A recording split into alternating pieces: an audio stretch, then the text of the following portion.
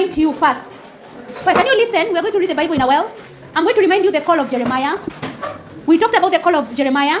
When you ask in the exam about the call of Jeremiah, you're going to say that it came in form of a what? A dialogue. We already talked about it. In form of a dialogue. And God told Jeremiah that he knew him before he was conceived in his what? Yes. And he appointed him. And he told him that he was what? He consecrated him through prophet too, to be a prophet of the nation. He appointed him to be the prophet of the nation. Then Jeremiah told him that he was what? He was young. So he rejected the call. He told him he was young. What he said first is he was not able to speak and he was young. Then God told him that he was going to do what? To protect him. And then he touched his mouth to symbolize that he had put words in what? In his mouth. That's when he accepted his call.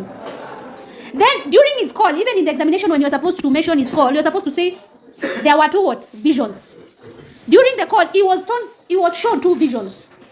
A branch of almond tree and what? A boiling pot facing away from what? So the first, the branch of almond showed that the people were what? Were not listening to God. So they were ready to receive God's what? Punishment. And then the boiling pot facing away from north. It was saying that they will be punished through a nation that comes from the north, which is Babylon. Yes? Yes, they will come and destroy Judah. So, and the other time we talked about it. How did Jeremiah respond to God's call? Give me 5 points. How he responded to God's call. We talked about it the other time. How did he respond to God's call? I told you number one, he was reluctant. Yes? He was reluctant. You can also say he was afraid. He was also afraid. Another way, he was what? He was not ready. He said he was young. Yes, he was not ready. Also, he said he was young. And then he saw the two visions. And then that's when he accepted what? The call. Then, reasons why Jeremiah was not willing to accept God's call. We said that he was not willing because he said he was too young. He did not have courage, right? Yes. He also did not know the message. He did not have the message that he's going to communicate to the people. And he deemed the task too difficult. And then he was not sure. He was not sure of what to be done. And then he said he did not know how to do what? To speak. So, qualities of God from the call of Jeremiah.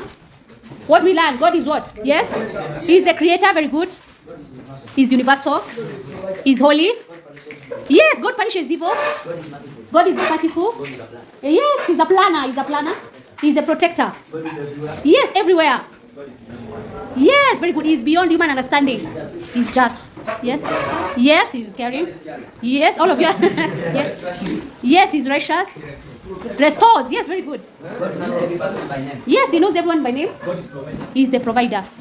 Then, as Christians, what we learn from God's call? Yes? Yes, we should always believe in God.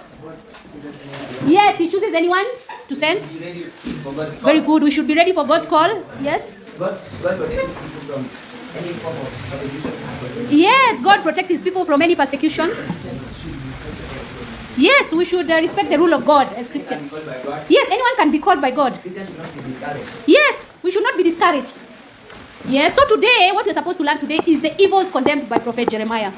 In the exam, you should differentiate the evils condemned by Prophet Jeremiah and the evils condemned in the temple sermon. There are two. They're very different. Don't come in the exam and tell me, Walim, you wronged me. The evils that were condemned by Prophet Jeremiah, there are only what? 5. But during his sermon in the temple, there are evils that he condemned. Those ones are how many? 11. The evils that he condemned in the temple are 11. But the general evils that were condemned by Jeremiah are only 5. So when you ask in the exam about the evils, and you see they've indicated there 5, you know which ones you're supposed to talk about. Even when you ask about evils and you've been told 8 marks, you're first supposed to write the 5, and then you add the others from the where? From the temple. Because some of them you'll find they are in the general evils, and then later they are also emphasized in the temple what? Sermon. You have to differentiate that. So the 5 evils that were condemned by Prophet Jeremiah, there is necromancy, idolatry, false prophecy, hypocrisy, yes? Yes. And we've talked about dishonesty, necromancy, human sacrifice, and idolatry. So, we start with necromancy. This is whereby you predict the future using magic.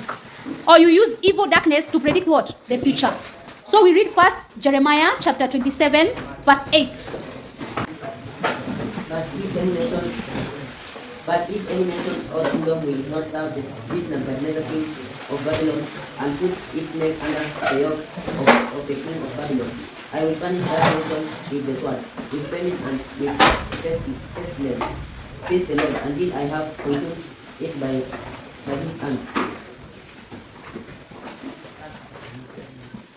For it is aligned with which they are professing to you in my name. I don't send them, says the Lord. It was only one verse. We go to chapter 29, verse 9.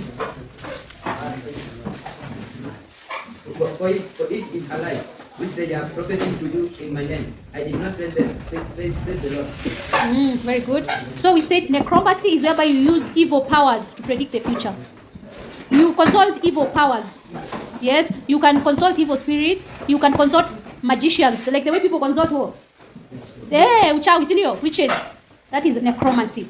So here, Jeremiah was condemning necromancy. And why was he condemning necromancy? Because it was against Yahweh. Because it showed lack of faith. It is a form of idol worship. Because you are going to consult something else that is not God. That is idol worship. It also showed that they were deeming God powerless. Yes. He condemned also the necromancy because the magicians are powerless compared to God. They are powerless. It also shows lack of knowledge. Lack of knowledge of Yahweh and who Yahweh is. He also condemned it because it was polluting worship. And it was hypocrisy, and it alienated the people of Judah from God. Alienation is whereby it kept them away from God. When you go to witchcraft, you don't get results. You think you're getting results, but after a while, whatever you are doing to someone else is going to come back to you. That is how I believe, and that is what I've seen, and that is what I know. As your teacher, I'm telling you the truth. If you know you've gone to the witches, or someone has taken you there, wait, he's going to come back to you. You hear those people are saying, oh, so and so has bewitched me, so and so. You bewitch them first, and then they are bewitching you. That's why. If you want to know the correct method, always pray to God. God will always give you what you want. Always. Today, if you work hard here in school, you work hard. You do 3 psalms a day, and you pray to God, you won't get an E. You won't even get a D. If you do every day, even today, every day, you won't get that E. But if you pray to God this time, and you do that, and then next time you stop doing because you've improved. Now, how is it going to? God is not a magician. Even him, he had to do something. He had to go and pray until he had to sweat blood so that he can gain whatever he wanted, right? So you also should work hard. Don't pray for God to give you shoes. Which type of shoes do you like nowadays, you young people? Yes. You want those shoes and you're telling God, God, can you help my parents to give me money so that I can buy those shoes? Yet you're not working hard. If you get good results and you tell your mother, I want these shoes, your mother is going to do everything she can for you to get those shoes. Everything. Do what? To read. That's why I'm teaching you necromancy. I'm teaching you necromancy. You should not believe in evil powers because your parents can take you to that evil power, right? But you yourself, you'll have your own what? Family. So you should not believe in magic, right? Yes, in predicting the future or in the power of magicians, which was condemned in the Bible. You see, at the time of Jeremiah, it was condemned. It was condemned. That was the first evil that he condemned. The second evil is dishonesty. Being dishonest is telling lies. Ask yourself how many times you've lied to a teacher. I was not making noise, Mwalimu. I was not sleeping, I was praying. I was not sleeping, Mwalimu. I did not steal. I don't know where the money went. Dishonesty is telling lies. So the leaders of Judah were cheating the people. They were cheating. The leaders were cheating the people. They were telling them that the temple will not be what? Destroyed. That is what we call this. So they were dishonest. They lied to the people and they told them that God was not going to punish them. These leaders, even like the leaders today, they were immoral. They were involved in what? Adultery. And they were saying that immoral acts like adultery were what? Were godly. Even today, look at yourself. Look at the people in the community who are adulterers. Look at people who are going with other people's wives. And they're saying it's okay. Continue saying it's that one. Continue. I won't say anything. You know something is so wrong and people keep on saying, and they give an example of Solomon. They use the Bible to say whatever they are doing is wrong. Yet it is wrong. It is wrong. This is what the people of Judah were, the leaders of Judah. They were cheating the people. Number one, I've told you, they were cheating the people that the temple will not be what? Destroyed. They were also telling them immoral acts like adultery were godly because they were practicing them. That's why Jeremiah was condemning them. Why was he condemning all this dishonesty? Because it was giving people false hope. Yes. Because adultery, you know very well, it is what? An immoral act. He also condemned dishonesty because it was oppressing the poor. Also, when they were telling people that adultery was a godly act, it prevented people from doing what? From repenting. That's why he was condemning it, because it prevented the people from repenting. Because now they believe adultery is what? It's a good thing. It's not a good thing. If you see a young man like you with an old woman like me, that's wrong.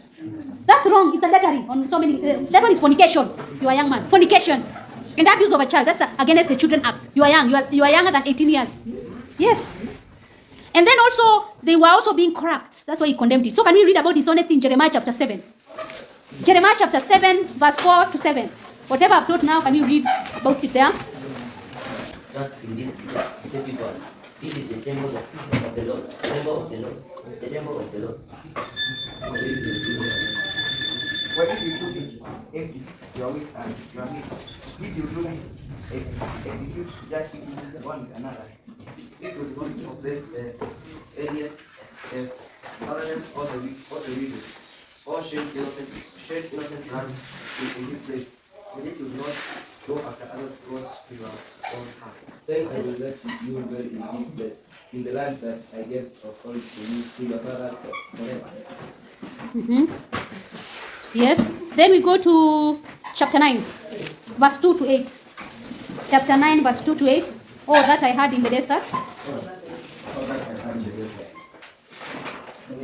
Grant us Lord this blessing, we might live away from them, so they are not a company of Christians men. When their tongue will abode, those who do not trust and not true has grown strong in the land. They proceed from evil to evil and will not know the truth. Let everyone be that of his neighbor, and put no trust in any brother, for every brother is a supplanter, and every neighbor goes about as a supplanter. Everyone deceives his neighbors, and no one speaks the truth. They have taught their tongues to speak lies, they committed iniquity, and are too weary to repent. Even oppression upon oppression, and visit upon visit. They refuse to know me, says the Lord. Therefore, that is the Lord of God. Beyond I will defend them and chase them. For what else can I do because of my people? Yes, verse 8. Their tongue.